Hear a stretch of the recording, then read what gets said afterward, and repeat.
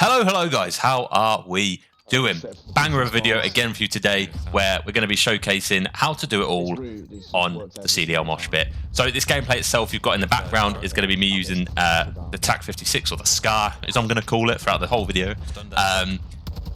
And yeah, I managed to get a 2 KD, over 30 kills and over 2.5 minutes in hill. So as I say, doing it all, and I'm going to be talking to you, giving you just a bit of an insight into what's going on in my mind when I'm playing this, what strats I'm using and what tips and tricks I can provide to help you guys do the same and hopefully help you guys perform when you manage to get onto the CDL Moshpit. If you're not here for tips and tricks and that's not your sort of thing, watch the video anyway, because, you know, it's not a bad game, not a bad old game, and you might learn something, who knows. Before we get into all that, however, I do want to say that there's a couple of, well, I just wanted to update you on what content I want to bring to the channel in this coming year when ranked play drops. So, as you guys know, I'm predominantly a ranked play sort of YouTuber. That's all I really upload. The only reason I upload pubs is when there's no ranked play. So, past few weeks has obviously been nothing. Since release, it's really been nothing. So it's all been not ranked play stuff. But when it comes out, I've got a ton of ideas in my mind. But if there's anything else you think would be interesting, feel free to drop it in the comments, because I do read and hopefully, well, I try to respond to all comments you guys put on down below, because it is something I do like about, you know, being on YouTube. So we're going to have a bunch of tips and tricks. So that includes solo tips, like map tips, how to play as an AR, to play as an SMG, how to like certain strats for S&D, and how to play like control, the best way to play control and do respawns, just class setups, so those sort of things. And I'm also going to be going through just generally the live comms. So then there's going to be the videos where you're just going to hear me commenting games, so you guys are going to be able to see what sort of comms are like at the higher levels when I eventually get into rank play, assuming I do get into those high levels. I also want to do sort of a road to, trying to think what the highest, there's Crimson and then there's one about Iridescent or something, so road to Iridescent or something like that. I'm hoping to do as well. So yeah, there's going to be a bunch of rank play content, but if I do see a lot of support for any sort of, or a need for any pubs content, like if you want to see nukes or some pubs class setups, do let me know, because it's not something I'm going to be primarily focusing on.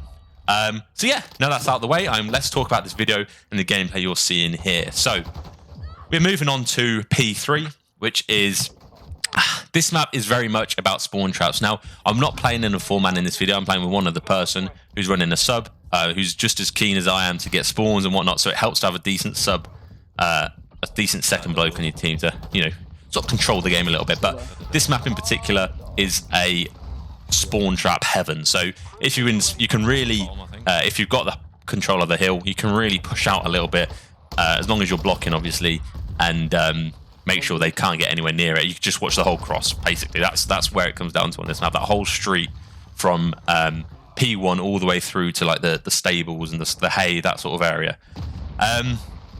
So moving on to P4 currently. I sort of like to play like the top rafters, but I'm sort of going off the back of what my teammates communicating to me, because I am in comms with them, and I'm just sort of trying to provide that support. Spawns aren't great in this game, and they've made even worse since this video is uploaded, since the video was recorded. But yeah, I'm seeing it as my role between me and the pal I'm playing with to make sure we rotate, make sure we get early hill time, so that we can make sure we get it. So that's what I was doing there, trying to get good hill time early on, but unfortunately, I get peace, to be fair. I get peace, but thankfully, teammate manages to pick it up, and we're still on the hill. So right here, I wanted to jump on the hill, but considering there was still 3 alive on their team, I didn't want to run in there because it'd be an insta-death. So instead, I'm playing this a little bit patient, waiting until we get 2 or 3 people down. I throw a nade to my right to block off that point of view from them to push me. So basically, I nade the right and then I chow, just because I don't want them to be able to nade come from my right. So I'm blocking their POV from the right and then I chow left. That's a good thing to be doing in this game. And you're going to see this game is very ADS pre-aim, holding your irons heavy, just because the time to kill is very quick. And if you're already ADS someone with a TAQ-56 or the SCAR, you're probably going to win that gunfight unless it's a Baznev, and unless it's like really close range. P1s are nice and interesting when you need to make sure that when you're on the hill, you can't be shot from underneath, because as you can see from what I've been doing, I actually get a mean 4-piece on this hill later in the game. It's to close out the game, so yeah, make sure you guys stay to that, because that is a nice juicy clip. But yeah, make sure you guys are standing behind the tyres or either in the thing. And you can get all over these. You can get on both of the lorries. You can get on the little awning as well, to the right of the archway. So yeah, as an AI, if you've got someone in here, you just want to post up one of those headers, really. Be unpredictable, that sort of thing. So the spawn's a bit weird here. Me and my team, well, my teammates spawned behind me back here, whereas my other two teammates, the two in blue on the compass, and the mini-map spawned out towards like P5. So we're sort of just trying to get an idea of where they're coming from at this point. So my teammates got on the whole back. I'm hoping my teammates got the front as well. They've pushed to the arches. So in my head, all I need to watch is this double door here. Teammates should have anyone coming from behind. The other two randoms I'm playing with should come from, help anything from front. But I do notice my teammate falls to the right, which means that I've got to position myself on this heady so that I'm guarded from all areas. And this game wouldn't be Modern Warfare 2 without a little bit of snaking. So that's all you're seeing here. I will do a movements tips video, which does show you how to do this, and if they don't patch it, I'm going to save that for when rank play drops, so that you guys have got it fresh in your mind for when rank play does drop.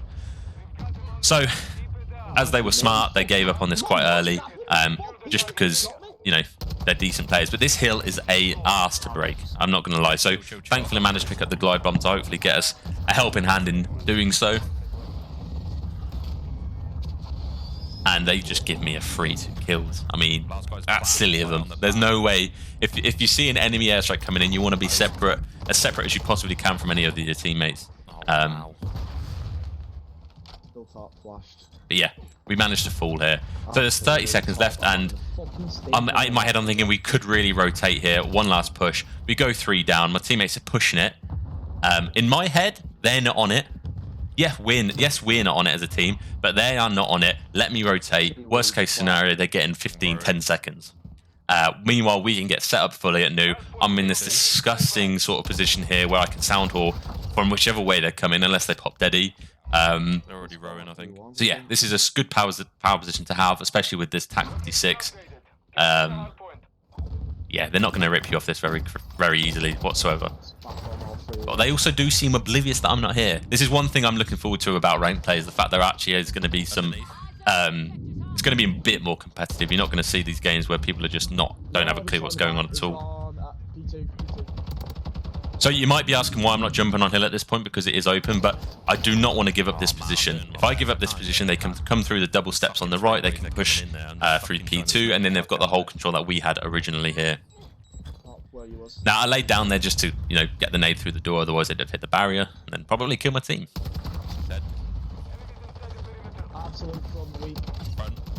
Wow. So we've got pinch. Well, I think I just heard him a little bit too late there. So we managed to get a good amount of chunk of time at this hill, and we move on to P5 now, which is... it's a messy one. It's a messy one. It's where trophies are going to be key. It's where you're going to want people to have every sort of lane cut off. Realistically, you want to have 3 ARs on this hill. Not on this hill, but like when it gets to this hill, 3 ARs is probably ideal. P2. So rather than ego challenge this guy, I just sort of want to play my life, because I've noticed I've got a teammate there and I'm able to communicate to him that there's someone there. Using pings when you're even solo queue and duo queue and whatever it is super easy. And to be fair, even as a 4-man, if you're not sure what the comm is, pinging exactly where you mean is always going to be beneficial. So I'm sort of soaking up hill time here whilst providing a little bit of insight into where I can see enemies, where enemies are at. I'm hoping to do some damage, that sort of thing. But yeah, hey ho, we managed to not get too much time that we wanted to, but we're still 110 or so points ahead, moving into the final P1 of the game. Spoiler alert. So, unfortunately, I do lose that gunfight. I'm not entirely sure how. I perhaps missed a few, but this is where I absolutely pieced up. So, get your notepads out, ready to take notes here. And this is what I was saying about making sure you couldn't be seen from, underneath, because it does leave you open. So instead of challenging hill directly here, I knew they were going to be running to it. So I sort of chowed them off early.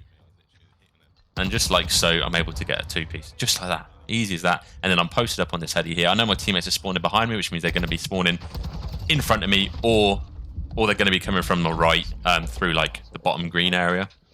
And yeah, that's the game. I get 31 kills, I die 15 times, and I get 2 minutes 33 on the hill. Not bad by all accounts. So yeah, I hope you enjoyed the video. As I said, if you've got any sort of ideas of what sort of content you want me to produce that I haven't already covered, please leave it down below, because I do, as I say, listen to all of you guys' responses in the comments. Hope you enjoyed the video. Have a good evening, and I'll catch you in the next one. Ciao.